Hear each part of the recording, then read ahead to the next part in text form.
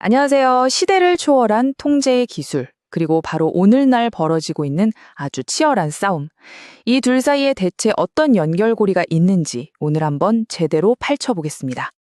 네, 바로 이 질문.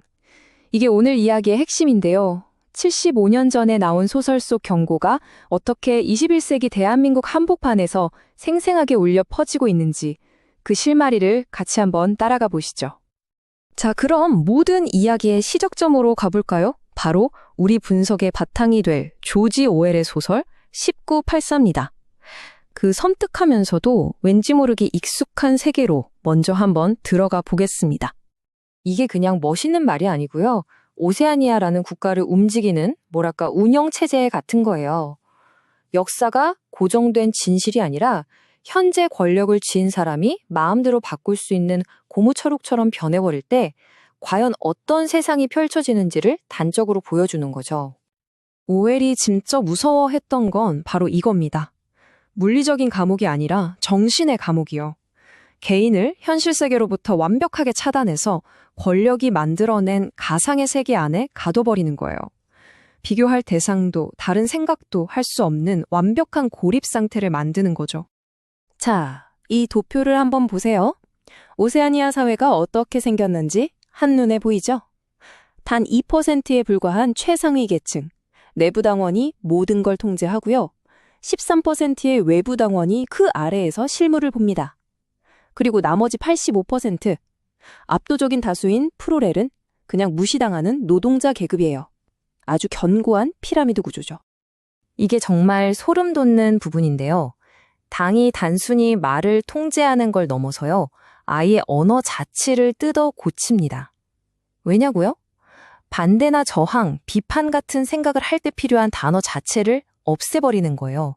단어가 없으면 그런 생각 자체를 할 수 없게 될 거라는 아주 무서운 발상이죠.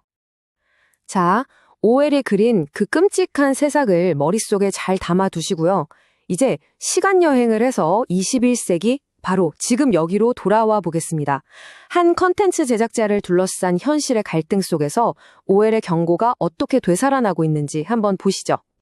오늘 이야기의 또 다른 주인공, 바로 한 유튜버인데요. 그가 자기 상황을 표현한 말이 정말 의미심장합니다. 마치 보이지 않는 무언가에 의해 사회적으로 매장당하고 있다는 그런 느낌을 표현한 거죠. 그럼 구체적으로 무슨 일이 벌어지고 있는 걸까요? 그가 주장하는 바에 따르면 이렇습니다.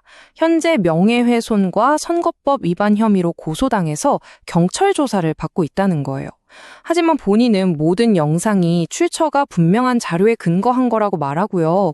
오히려 이런 명예훼손법이 권력의 비판적인 목소리를 막는 도구로 쓰이고 있다고 주장합니다.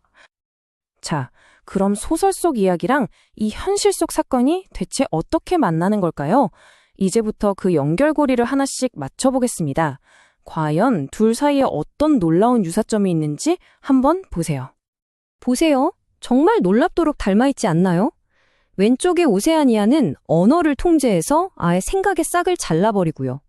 오른쪽의 현실에서는 법과 여론이라는 무기로 반대 의견을 내는 것 자체를 엄청나게 힘든 일로 만들어버립니다.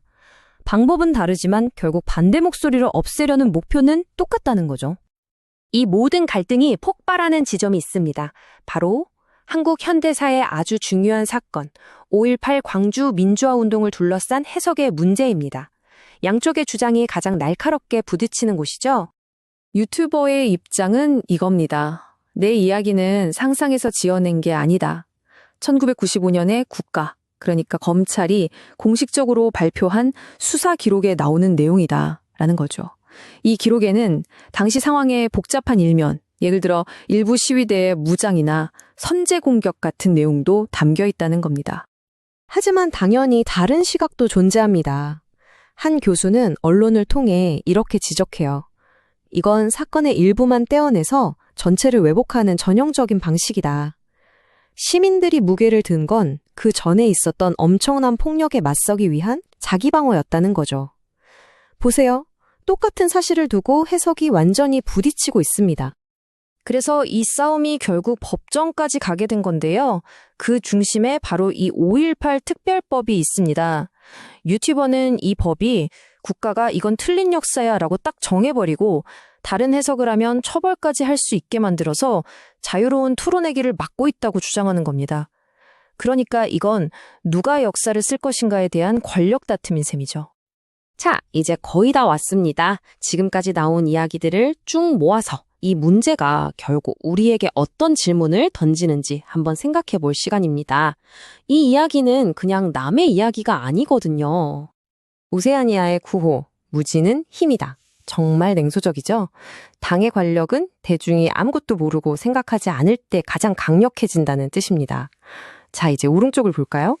유튜버는 지금 미디어가 누군가를 악마로 만들어버리면 사람들이 그 문제에 대해 더 이상 깊게 생각하거나 토론하려 하지 않게 된다고 경고합니다. 어때요? 방법은 세련돼졌지만 사람들이 비판적으로 생각하는 걸 막는다는 점에서는 그 결과가 소름 돋게 비슷하죠. 그래서 결국 이 모든 이야기는 우리 자신에게로 돌아옵니다. 거대한 권력이나 사회를 지배하는 어떤 이야기 앞에서 우리는 그냥 침묵할 것인가? 아니면 잠깐 정말 그럴까? 하고 질문을 던질 것인가?